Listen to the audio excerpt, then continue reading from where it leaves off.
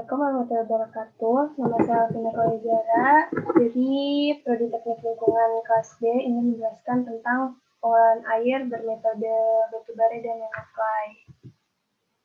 Sebelumnya mau ngejelasin dulu tentang filtrasi air. Filtrasi air itu proses penyaringan untuk menghilangkan zat padat tersuspensi dari air melalui media berpori. Biasanya prinsip kerja dari filtrasi ialah filtrasi dengan aliran vertikal atau aliran horizontal. Pada umumnya, urutan bahan penyaringan itu dari jerami, ijuk, pasir, kerikil kecil, kerikil besar, dan pada paling atas itu biasanya disusun oleh arang.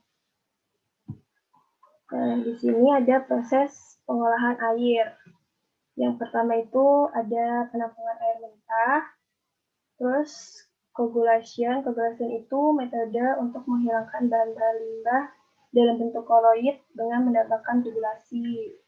Di situ melalui proses populasi. Populasi itu penggumpalan proses partikel-partikel terdestabilisasi menjadi vlog yang dapat dipisahkan oleh sedimen dan filtrasi. Berikutnya proses sedimentasi. Sedimentasi itu proses pengendapan. Berikutnya ke proses filtrasi. Setelah itu proses penyimpanan air baru bisa didistribusikan kepada masyarakat. Berikutnya masuk dalam pembahasan dari jurnal pengolahan air permukaan di Banyu Asin menggunakan membran keramik berbahan batubara dan nanoklay.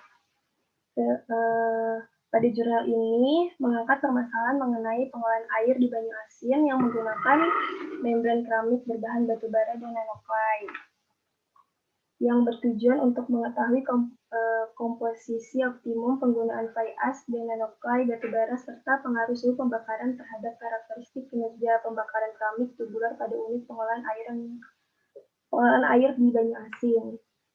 Sifat air permukaan di wilayah ini mempunyai tingkat keasaman yang tinggi, berwarna coklat tua, kadar magan dan besi yang tinggi, sehingga air tersebut tidak layak untuk air kebutuhan industri maupun rumah tangga. Untuk mengatasi masalah tersebut, berbagai teknologi pengolahan air secara kimiawi, fisika, maupun biologi itu sudah dilakukan. Alternatif pengolahan kimiawi banyak dilakukan karena biaya prosedur yang murah, tapi efektivitasnya dan selektivitasnya itu rendah, dan juga bisa menghasilkan produk sisa samping. Teknologi membran berbentuk polimer dikembangkan untuk ultrafiltrasi air yang juga memiliki kendala yang sama. Membran keramik dikembangkan sebagai alternatif pengolahan air yang lebih mudah karena prosesnya bersifat kontinu, konsumsi energi, serta biaya operasional yang rendah. Keunggulannya yaitu stabilitas kimia dan kekuatan mekanik dan kekuatan yang tinggi terhadap panas, asam, dan basa. Membran keramik diaplikasikan untuk proses filtrasi, desalinasi maupun purifikasi baik air limbah, air asam tambang, dan air gambut, serta air tanah dan air permukaan. Pada penyusunan membran formula dengan komposisi aluminium oksida dapat menghasilkan pori yang dapat diaplikasikan pada penghilang virus. Diatomeus earth mampu memfiltrasi bakteri patogen, serta zeolit H dan Y mampu mengolah air asam tambang, dan nanoklay terlapisi oleh perak nitrat yang mampu mempurifikasikan air menjadi air minum. Namun bahan utama penyusunan membran keramik seperti aluminium, zirkonia, zeolit, silika yang ketersediaannya itu masih rendah dan harganya relatif mahal. Maka alternatif seperti fly ash dan nanoklay perlu dikembangkan dalam pembuatan membran keramik serta aplikasinya untuk pengolahan air bersih. Fly ash dan clay. Fly ash itu merupakan limbah padat industri pembangkit listrik berbahan baku batubara yang cukup banyak.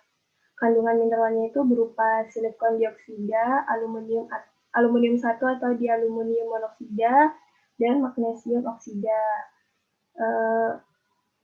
Kandungan tersebut mampu meningkatkan kemampuan fisik membran keramik, sedangkan clay as itu ialah mineral silikat berlapis dengan satu lembaran aluminium oksida atau magnesium peroksida. Clay akan menggumpal keras dan kaku dalam keadaan kering, lebih plastik dan melekat apabila terkena air dan bersifat filterius pada suhu pembakaran yang tinggi. Tujuan dilakukannya dari penelitian ini bertujuan untuk mengetahui komposisi optimum nanoclay dan fly ash serta suhu pembakaran pembuatan membran keramik tubular terhadap bentuk kerja maupun karakteristik permukaannya. Alat dan bahan yang digunakan dalam penelitian ini ada fly ash batubara yang diambil dari PLTU Muara Enim, nanoclay, cetakan membran, furnace, membran housing, pH meter, dan atomic absorption spectrometer. Nah, ini ada desain dari teknik unit pengolahan air. Metode pengambilan contoh dilakukan di daerah Tunjung Sapti, Kabupaten Banjarmasin, Sumatera Selatan, yang terdiri dari 3 lokasi, yaitu ada sumur air, air sungai, dan air rawa. Prepasi pembuatan membran keramik tubular dilakukan sesuai dengan metode slip casting dengan menghasilkan perbandingan berat fly ash nanoclay sebanyak 4 level, yaitu ada 2:3, 1:1, 3:2, serta 7:3. Serta suhu pembakarannya divariasikan menjadi 3 level. Ada 700 derajat Celcius, 800 derajat Celcius, dan 900 derajat Celcius. Campuran dari fly ash dan nanoclay ditambahkan air sekitar 25%, kemudian dicetak, kemudian dibentuk tubularnya dengan ukuran diameter dalam sekitar 3,5 cm, diameter luarnya 4,5 cm, ketebalannya 1 cm, panjangnya 75 cm.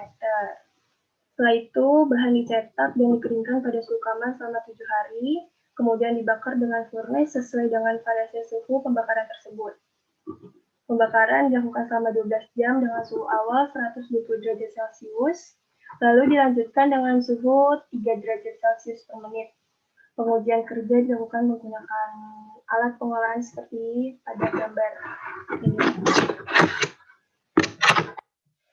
Pada tiap varian, yaitu 12 membran keramik dengan 2 replikasi, alat dikondisikan beroperasi pada tekanan 0,5 atm dengan suhu kamar dan debit alir inlet sebesar 0,1 ml.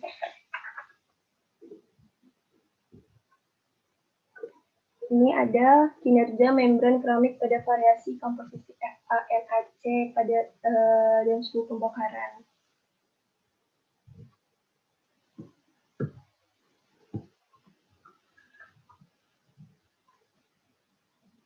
Hasil pembahasan dari analisa kualitas air permukaan. Kualitas permukaan pada tabel menunjukkan bahwa kemiripan dengan air asam tambang pH berkisar antara 2-4, kemudian Mn-nya antara 0,5 sampai 1,0 mg per liter, dan kandungan Fe-nya berkisar antara 6 sampai 17 mg per liter. Dengan ini menyatakan bahwa air rawa di daerah Sumatera Selatan belum memenuhi persyaratan air bersih. Dari hasil pengukuran kekeruhan yang tinggi dari ketiga lokasi mengkonfirmasi bahwa kandungan asam organik seperti asam humat, asam sulfat, dan humin dalam air menaikkan nilai kekeruhan air. Setelah itu, pertambangan batubara tambang tersebut berpengaruh secara tidak langsung terhadap kandungan Fe dan Mn pada air permukaan.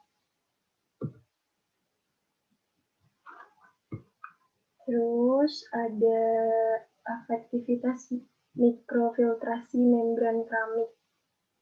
Alat pengolahan dari air dilakukan dengan menambahkan kapurtor serta aerasi selama 1 jam untuk menaikkan pH dengan mengurangi kadar Fe, Me, dan CaCO3 atau kalsium karbonat.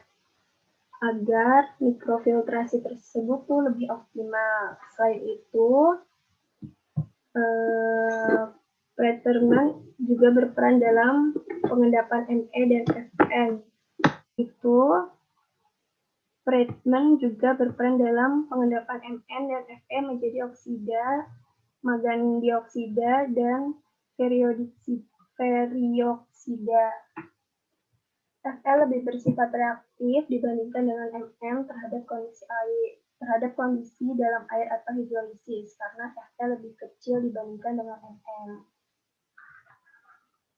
Berikutnya ada permeabilitas. Permeabilitas merupakan indikator kecepatan suatu spesies yang melewati membran persatuan luas dan waktu dengan gradien tekanan sebagai gaya pendorong.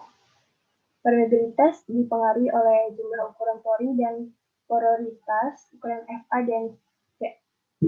dan Clay berbeda, sehingga apabila pencampuran kurang homogen, maka membran yang dihasilkan cenderung memiliki porositas, jumlah pori, dan luas permukaan yang terbatas. 12 jenis membran keramik yang dicobakan dalam penelitian ini mempunyai permeabilitas yang lebih bagus untuk penurunan kadar Fe dan Mn yang setidaknya 50% Fe, Mn, dan CaCO3 dan diabsorpsi merupakan terverifikasi. Kesimpulannya, dari 12 varian membran keramik yang dipreparasi dan dicobakan untuk lawan air permukaan dari wilayah Banyu Asin, komposisi fly ash nanoclass 1:1 dengan suhu pembakaran 800 derajat mempunyai permeabilitas yang cukup tinggi. Membran keramik tersebut mampu menaruh kadar Fe sekitar 90-93%, kadar Mn-nya 62-71%, dan kadar kalsium karbonatnya 75-82%. Komposisi fly ash nanoclass 1:1 akan meningkatkan efisiensi sintesis membran dikarenakan penggunaan nanoclay yang relatif lebih mahal dapat ditekankan dan komposisi ini juga cukup tahan retak selama proses operasional pengolahan air.